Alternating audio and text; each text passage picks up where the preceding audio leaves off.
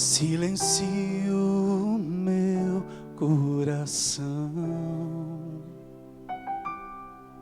e elevo ao céu o meu pensar.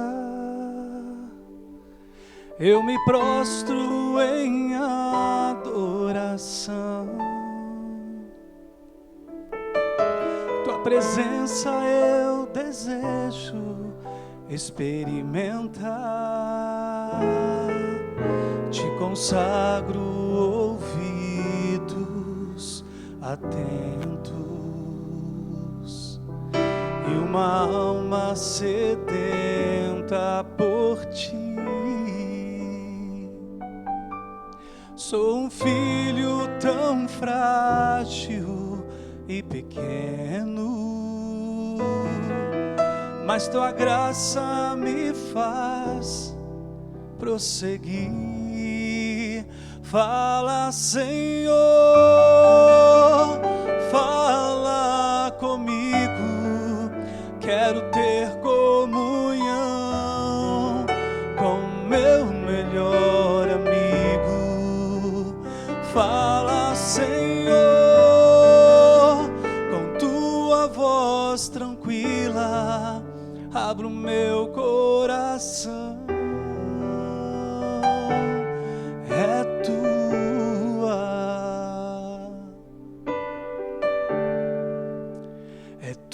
as nossas vidas.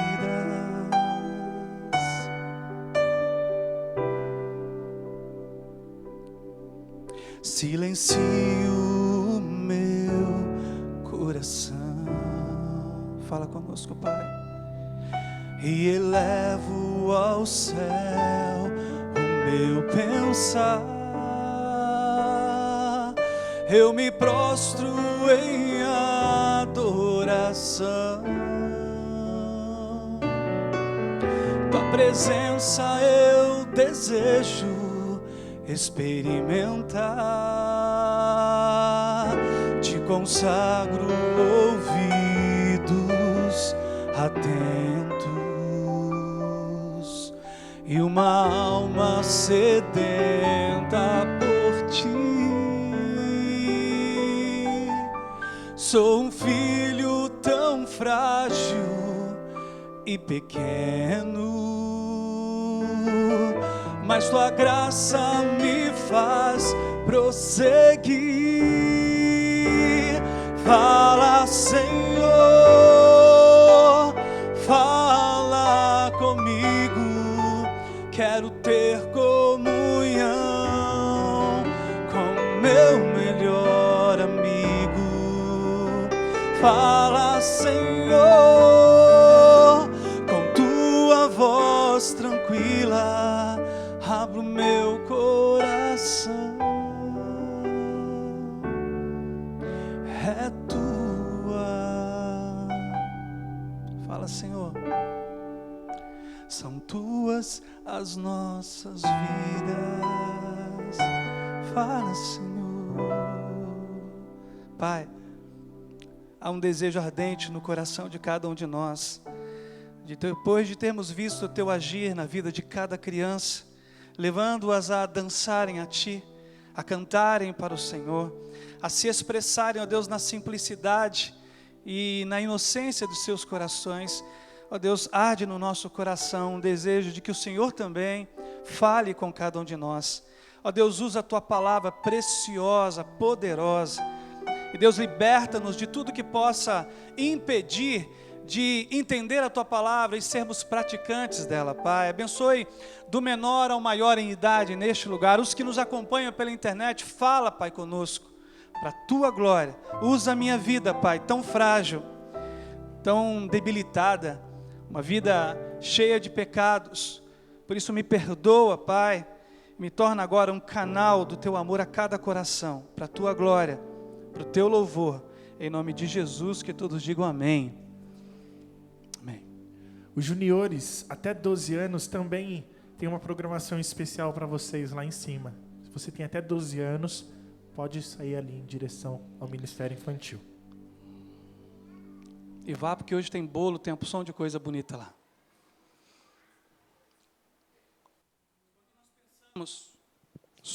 Quando nós pensamos em uma porta, que é um dos objetos mais comuns da nossa vida, vem de imediato uma pergunta sobre a mais importante pela qual algum dia nós atravessamos. Talvez para você, a porta mais preciosa tenha sido a de uma igreja onde você ouviu sobre o Evangelho que te salvou e te libertou. Para alguns pode ter sido a porta de um hospital.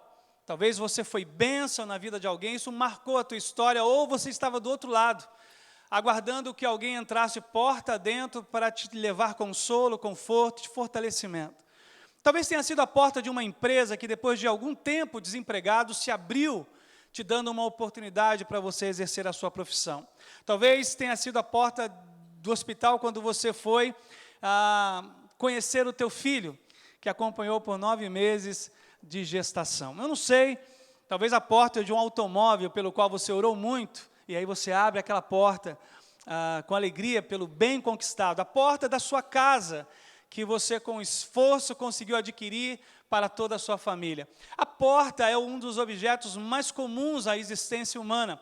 Pouca importância damos a ela, mas na verdade ela é preciosa, tanto que nós colocamos chaves nela, nós a trancamos. Ela não se abre para qualquer um. E pensar nesse objeto à luz da Bíblia é enriquecedor. A simplicidade com a qual Jesus Cristo se oferece à humanidade, usando exemplos como de objetos comuns no dia a dia do homem, podem lançar luz sobre como Ele deseja que nos relacionemos com Ele. E aí eu escolhi um texto, está no Evangelho de João, no capítulo de número 1, versículo de número 9. Apenas um único versículo será a base para a nossa conversa nesta noite. E eu queria reconhecer a presença de muitas pessoas queridas aqui nesta noite. Deus abençoe muito a sua vida. E também a presença de visitantes. Deus abençoe, te cubra de graça. E que essa semana que se inicia seja cheia de conquistas e bênçãos da parte de Deus para a tua vida. João, capítulo 1, versículo de número 9. O evangelista João é aquele que escreveu o seu evangelho com o propósito de apresentar Jesus como o Filho de Deus, o Deus encarnado. Mateus escreveu o seu evangelho com o propósito de apresentar Jesus como Rei aos judeus. Marcos escreveu com o propósito de revelar aos judeus Jesus como o homem, aquele que viveu as dores do homem. Lucas vai escrever para seu filho Teófilo, num tratado lindo, bem detalhado, de toda a vida de Jesus Cristo, para mostrar que ele é o servo, ele é o escolhido da parte de Deus para se revelar à humanidade como aquele que lava os pés, como aquele que manifesta graça e consolo a todo abatido. E João vai escrever o seu evangelho com foco em revelar Jesus como Deus para os gentios e em especial para os judeus. Versículo 9 do capítulo 10, desculpa, não é capítulo 1, do capítulo 10,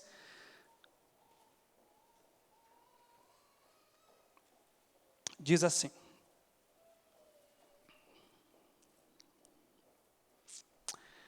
Sim, eu sou a porta, aquele que entrar por mim será salvo, entrará e sairá e encontrará pastagens verdes. Aqueles que têm essa versão da qual eu acabei de ler, por favor, leiam mais uma vez comigo, juntos. Sim, eu sou a porta, aquele que entrar por mim será salvo, entrará e sairá e encontrará pastagens verdes. Capítulo 10, ele é um capítulo de uma importância em todo o Evangelho, porque Jesus vai se revelar à nação, aos discípulos, como o bom pastor. Ele vai mostrar características de seu ministério, de sua missão na terra, como Deus que se faz homem e morre em favor do ser humano para libertá-lo do pecado e dar a ele convicções que vão repercutir por toda a eternidade, como, por exemplo, a certeza de que a morte não é o ponto final na vida humana, mas apenas a vírgula, porque o que nos aguarda após esta vida terrena é muito maior do que a gente será capaz de algum dia imaginar. O apóstolo Paulo escreveu que ainda não chegou ao coração humano que Deus preparou para aqueles que o amam. E quando eu penso em porta, eu penso em portas e portais. E aí me veio à mente sobre o que vai ser celebrado no próximo sábado, dia 31 de outubro. Existem dois eventos completamente antagônicos, um se opõe ao outro, mas eles serão lembrados no dia 31 de outubro. O primeiro deles é...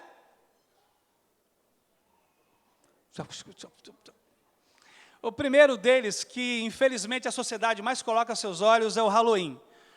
E seus filhos aprenderão sobre isso agora, lá no Ministério Infantil. O Halloween, ele nasceu por um conceito de uma religião celta. Nos países anglo-saxônicos, os celtas, eles detinham uma religião baseada, na verdade, de um portal que se abria no dia 31 de outubro. No dia 31 de outubro, segundo eles, à meia-noite se abriria um portal em que no mundo dos mortos as almas dos que foram poderiam visitar o mundo dos vivos e os mortos teriam a única oportunidade, segundo a religião dos celtas, de possuir corpos e voltarem então a viver entre os homens. E o Halloween ele foi absorvido culturalmente por várias nações, passou por vários, fizeram vários acréscimos a ela. E aí, por exemplo, vestir-se de bruxa ou bruxo ou de monstro tem por trás a ideia de enganar as almas dos que morreram para que eles não pudessem ser possuídos. Então, uma vez que você esteja vestido de monstro, possivelmente para as almas dos que já morreram, você não seria digno de ser ocupado, seu corpo não seria ocupado. Então era uma expressão, uma forma, na religião celta, mas é um acréscimo isso aí nas culturas, de você enganar as almas dos que se foram. E aí você tem, mas pastor, de onde veio esse negócio de doce ou travessura? É porque alguns acreditavam, e também é acréscimo à religião celta, quando entendiam do portal que se abria para o mundo dos vivos, que se você não fizesse um bem a uma alma que estivesse procurando um corpo para possuir, ela faria travessuras e maldades na sua casa. E isso é a ideia, então, de alguém vestir-se de monstro e pedir doces ou travessuras em troca. Se você não der um doce para a alma, você sofrerá, então, a maldade e a travessura. A cultura norte-americana, embora tenha sido berço da igreja evangélica, absorveu o Halloween, que numa transliteração do nome é Dia de Todos os Santos, absorveu de tal forma que mesmo evangélicos, eles acreditam na possibilidade desta festa sem nenhum tipo de transtorno ou perca para a sua fé. Eu não concordo com isso. Eu acredito que a cada vez que a gente absorva qualquer tipo de festa, com ela nos comprometemos, seja ela qual for. E o Halloween hoje ele é absorvido pelo Brasil também. Outro dia não, eu acho que foi ano passado, bateram na minha porta, por volta das 6 horas da tarde, os meus vizinhos vestidos de monstrinhos e pedindo doce. Eu olhei bem para eles, eu falei, meu Deus. Porque a gente não consegue imaginar que isso vai chegar também no jardim, né? Mas chegou. Deve ter chegado na sua escola, na escola dos seus filhos. E é bom que você saiba o que isso no fundo significa, ainda que seja tão bonitinho. Tem por trás uma história totalmente reprovada pelas Escrituras Sagradas. Nós não acreditamos em portal. Jesus contou uma história que não existe possibilidade de ninguém que morreu passar para o nosso mundo. Não é possível que isso ocorra. Lucas 16 tem essa história. Não é possível você negociar com espíritos que se foram. E não é possível também nenhum deles oferecer qualquer tipo de risco a nós, porque estamos debaixo do sangue de Jesus Cristo. Estamos debaixo de sua cobertura espiritual única para a nossa vida. Estamos debaixo do seu cuidado. Salmo 91, estamos debaixo do seu amparo e de suas asas protetoras. Por isso, seus filhos irão aprender que isso também não é do agrado da parte do Senhor. Então, esse portal será comemorado no próximo sábado. Algumas pessoas talvez enviarão seus filhos vestidos de bruxinhos. E se você for ao centro da cidade, ali perto do Mercadão, existem várias lojas com especialidade em fantasias. E talvez todas elas estejam muito vazias nesses dias, porque no próximo sábado se utilizarão para escolas ou para a visitação nas suas ruas. Eu chamei as crianças que foram à minha casa e disse a elas, olha, eu não acredito nisso. Vem amanhã sem nenhuma roupa e eu te dou alguns doces, te compartilho. E orei por elas.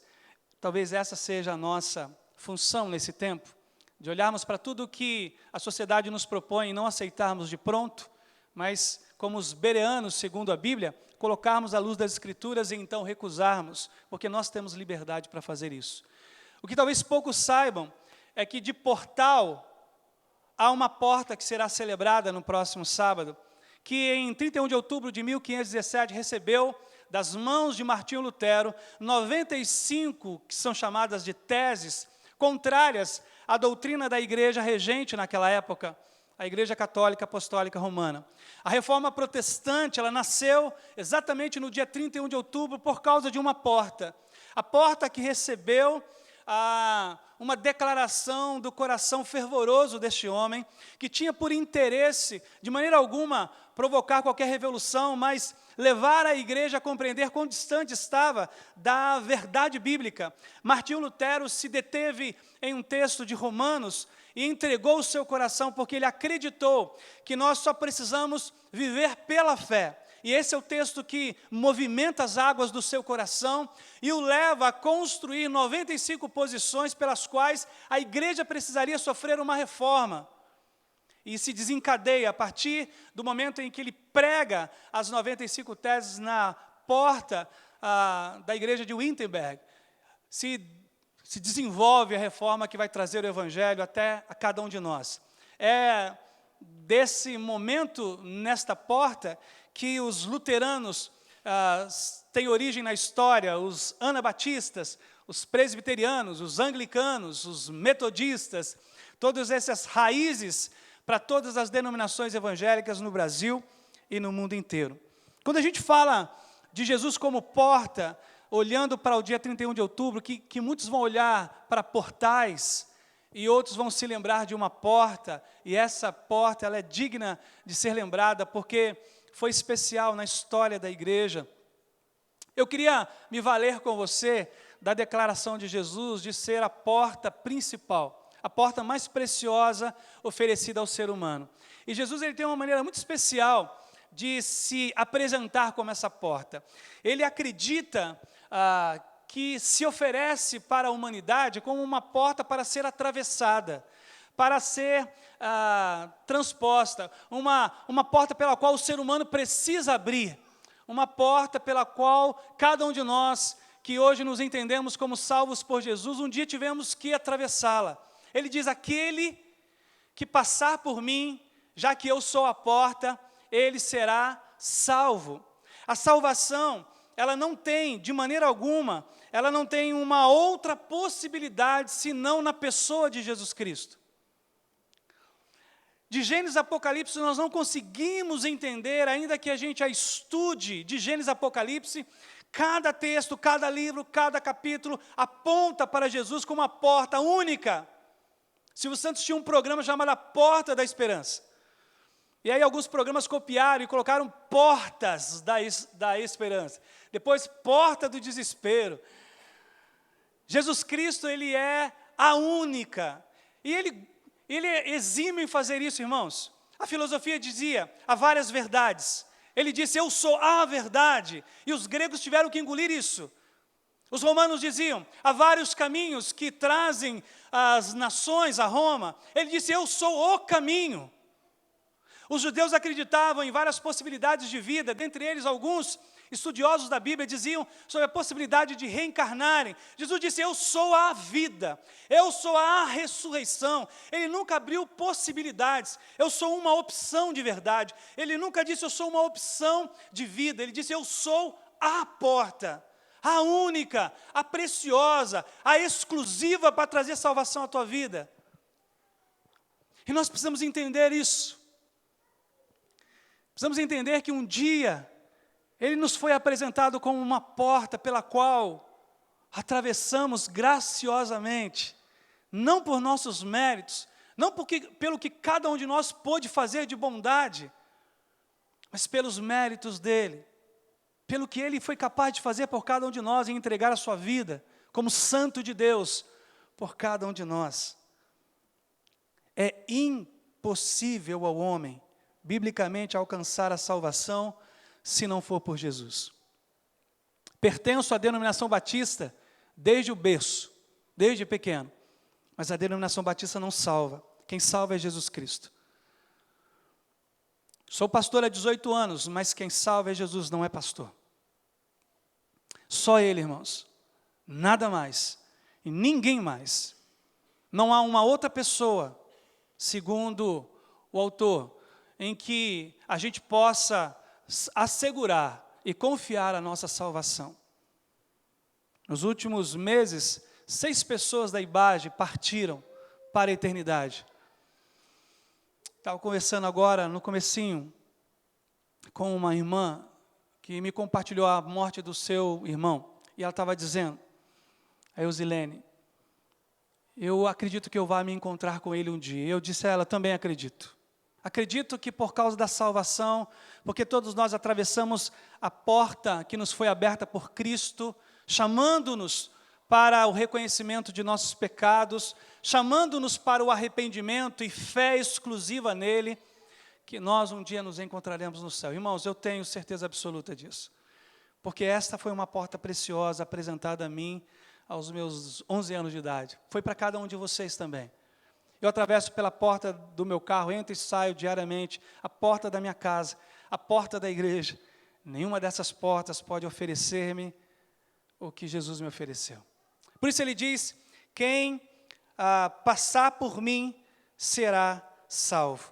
Não há uma outra possibilidade. Segundo, Jesus disse, entrará e sairá. Há um aspecto importante, porque Jesus está dizendo aos discípulos, e eles acreditam que ele esteja usando a figura de um pastor de ovelhas, que tira as ovelhas do aprisco, do curral, e as leva para um tempo pelas montanhas, a fim de comerem, beberem, fortalecerem o seu físico e voltarem para o curral. Essa questão, para mim, de entrar e sair, ela é tão significativa porque diz respeito ao meu dia a dia, em que eu entro e saio de ambientes, em que eu tenho que lidar com entradas em crises e saídas das crises. Ele diz, esta é uma porta pela qual você vai construir a intimidade comigo. Eu atravesso Jesus como porta da minha salvação, e Ele estabelece comigo uma libertação, mas um comprometimento de estar comigo em minhas entradas e saídas. Ele passa a me acompanhar em todos os momentos da minha vida. Quando a ovelha entrava no curral, estava protegida. Quando ela saía, estava protegida. E o pastor de ovelha desenvolvia, ao longo do dia, quando tirava as ovelhas do curral e as levava para um tempo de busca por uma grama, por pastos verdejantes, ele construía intimidade. Dizem, biblicamente, que o pastor identificava uma característica na ovelha e começava diariamente a chamá-la por aquele nome. E quando então estava no momento de fazê-las entrar, ele as chamava pelo nome e elas se destacavam de todo o grupo e vinham. Quando é que isso acontecia? Isso acontecia quando elas dormiam? Não, isso acontecia no dia a dia. Deus nos chama para, por meio de Jesus, termos uma vida santificada. Uma vida na qual Ele diariamente nos chame a uma vida de adoração a Ele. O Kiko disse logo no início que é importante que a gente rompa com a ideia de que a única expressão de adoração possa acontecer neste lugar, nesse tempo. Adoração verdadeira é aquela que rompe o endereço Engenheiro Francisco Prestes Maia 955. É aquela que se estabelece na minha casa, na faculdade que estudo, na empresa em que trabalho, enquanto pago minhas contas, enquanto vou ao cinema, no shopping com a minha família, enquanto tomo um sorvete na sorveteria do bairro. Essa questão de entrar e sair com a presença dEle, totalmente conectado a Ele. Aquele que atravessa a Jesus como porta, encontra santificação. Nenhum de nós somos santos, mas estamos sendo transformados diariamente por Ele. Todos os dias Ele acrescenta a minha vida, todos os dias Ele me disciplina, todos os dias Ele me confronta nos meus erros, todos os dias Ele me lembra o quanto me ama, o quanto deseja que eu abra mão daquilo que não corresponde à sua vontade. Isso é entrar e sair. Ele é o nosso Senhor do dia a dia, não apenas dos domingos. Amanhã quando você acordar com medo de ser demitido, Ele estará com você. Por quê? Porque quem atravessa Ele entra e sai em sua presença. Não sei o que te aguarda essa semana. Eu vou entrar mais talvez algumas vezes em um hospital para visitar 2 pessoas que estão internadas. Sei que o Senhor estará comigo. E sei que o Senhor estará com aquelas pessoas. Quem atravessa a porta, que eu sou, disse Jesus, entra e sai. Não sei como você entrou aqui, mas há um desejo muito grande de Deus. Jesus quer muito fazer parte da tua vida, e não apenas em alguns momentos da sua vida. Ele quer estar com você todos os dias. Por isso Ele prometeu em Mateus 28, eu vou estar com vocês todos os dias. Não vou estar com vocês apenas nos domingos. Não vou estar com vocês apenas quando vocês depositarem dízimo. Não vou estar com vocês apenas quando vocês exercerem seus dons. Vou estar com vocês todos os dias. 24 horas por dia, 7 dias por semana. Eu sou a porta. Quem entrar por mim será salvo. Entrará e sairá. Que gostoso é saber disso. Que Ele está comigo.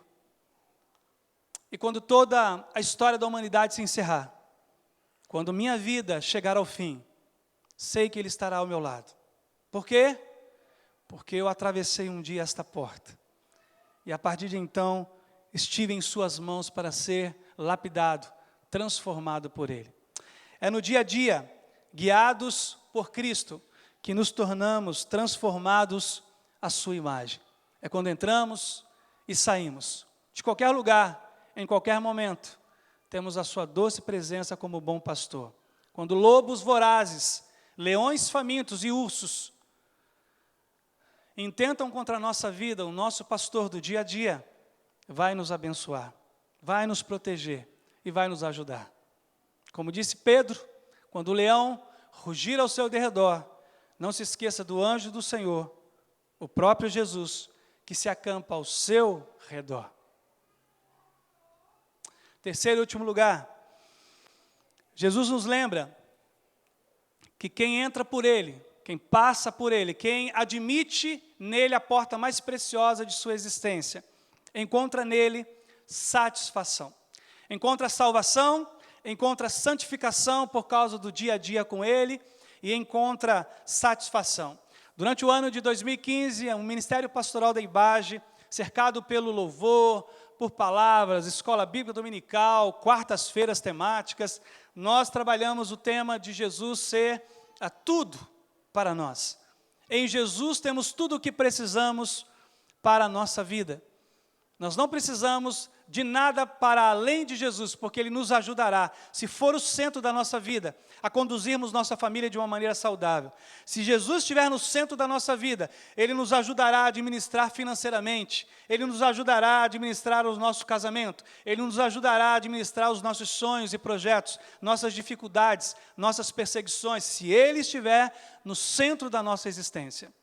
E se Jesus não estiver no centro da sua existência, você conseguirá encontrar satisfação que não somente nele, em outras coisas. E daí é certa a sua decepção, é certa a sua frustração. Porque Ele disse em João capítulo 15, sem mim, vocês não podem fazer nada. Por isso que nós precisamos dele como verdade absoluta numa sociedade relativista. Por isso que nós precisamos dele numa sociedade cada vez mais deturpa e mata relacionamentos saudáveis, mata pessoas com seus sonhos, porque ele é a vida.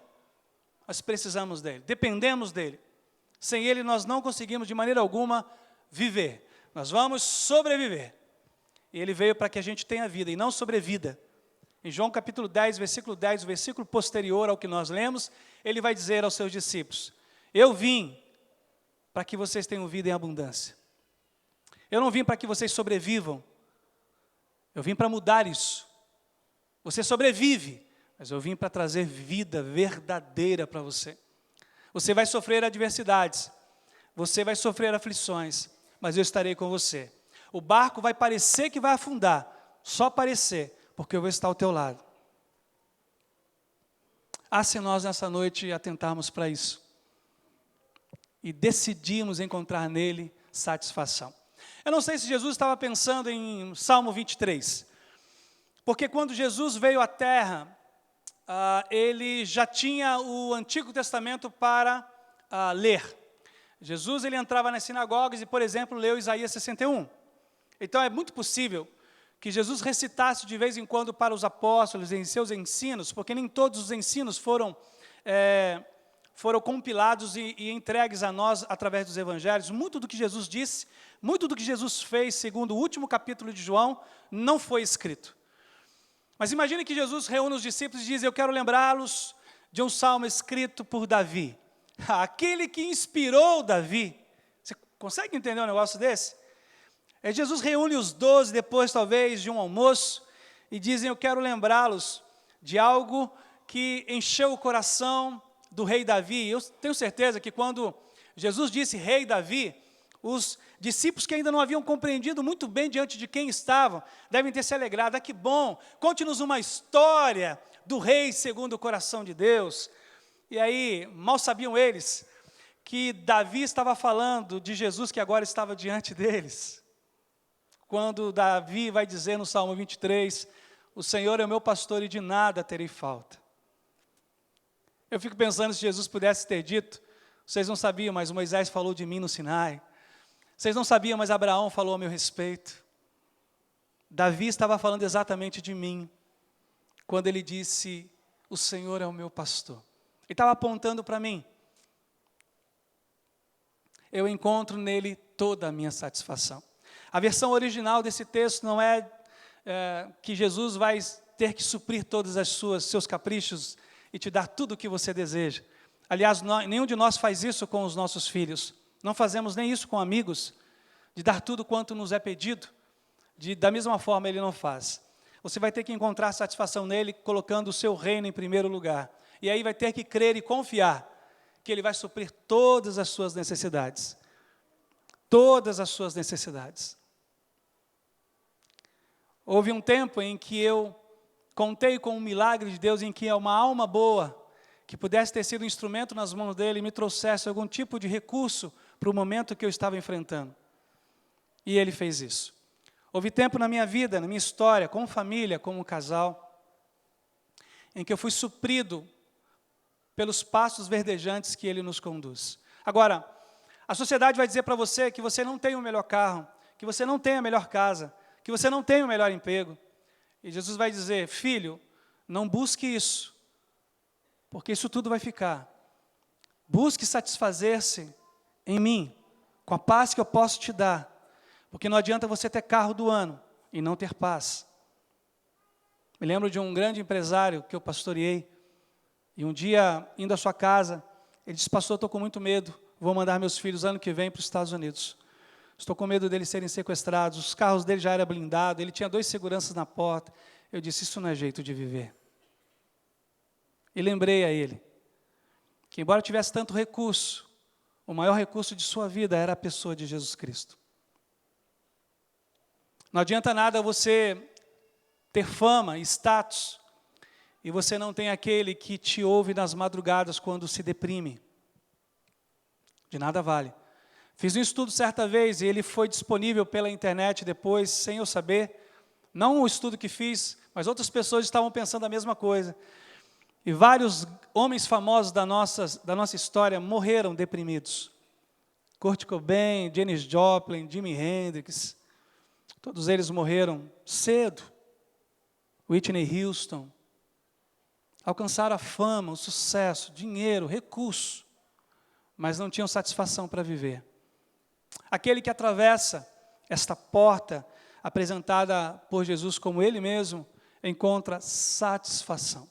Tinha um cântico antigo, irmãos, no meu tempo, que a gente cantava satisfação. É ter a Cristo, não a melhor.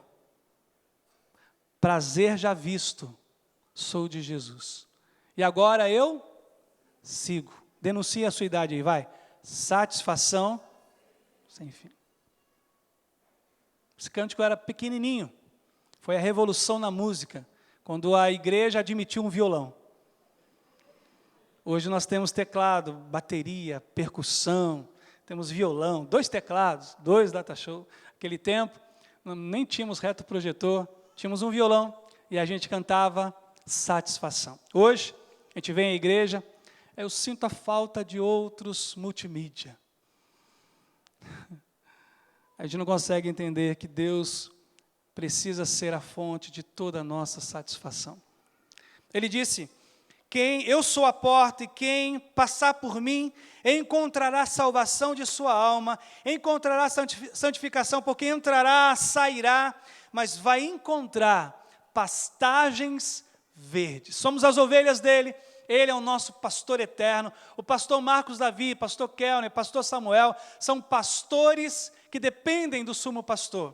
Muitas vezes me cobraram, você não é como Jesus, que larga os 99 e vai acudir àquela que se perdeu. Eu falei, olha, eu não consigo fazer isso, só Jesus consegue fazer isso, porque se eu largo as 99, eu sou expulso da igreja.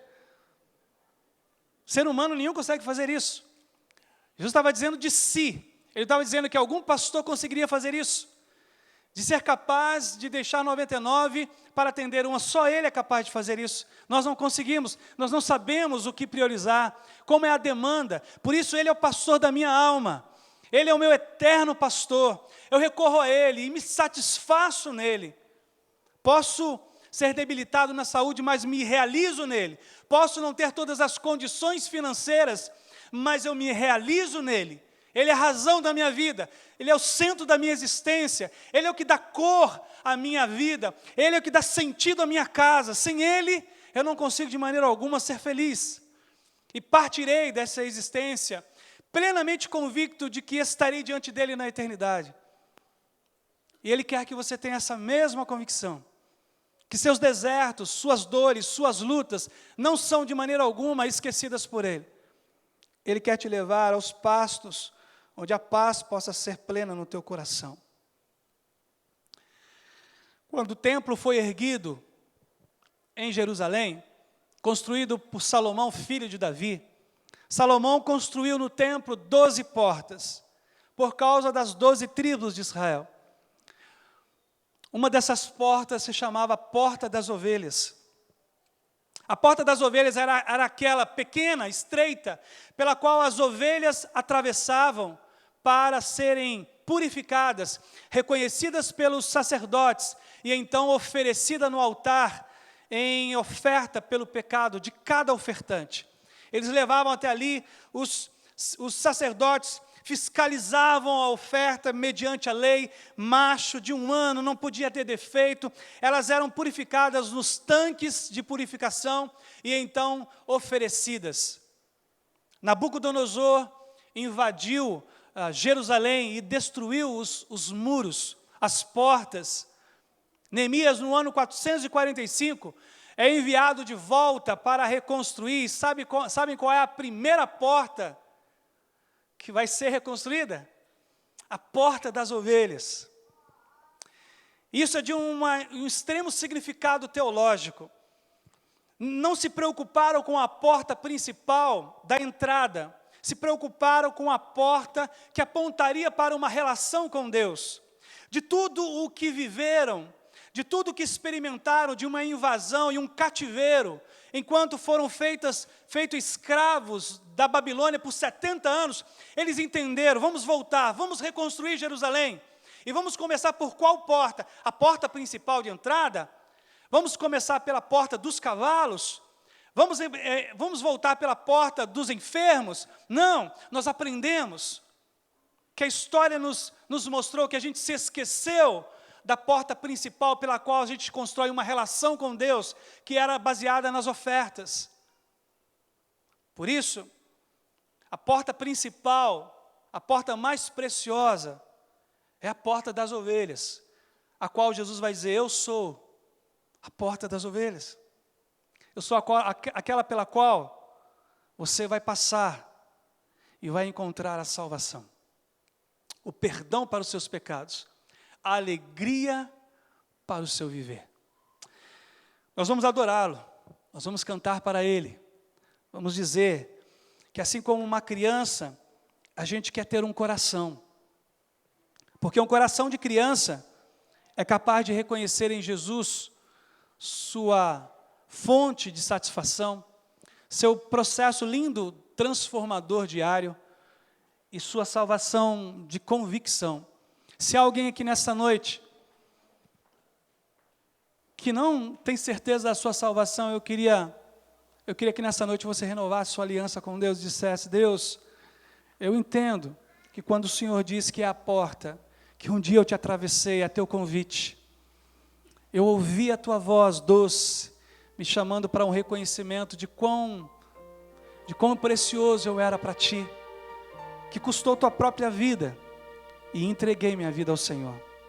Senhor, mais do que a convicção da salvação, me faz lembrar amanhã, até o próximo domingo, que tu estás comigo todos os dias, me santificando e me transformando diariamente, quebrando o meu coração, transformando a minha personalidade.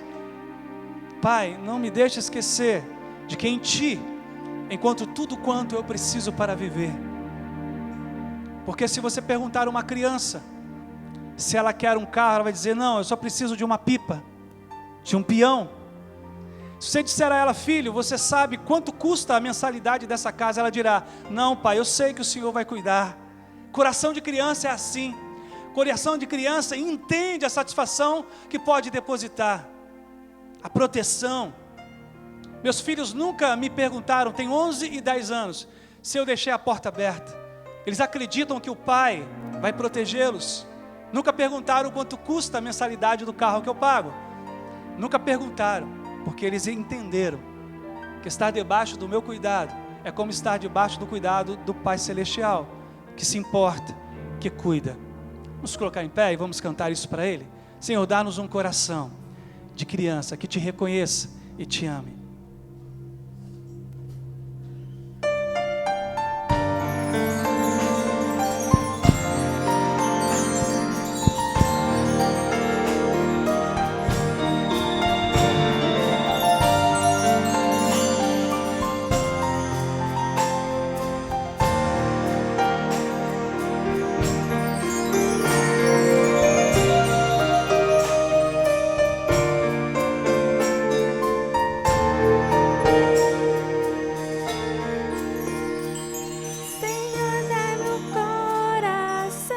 De criança que busca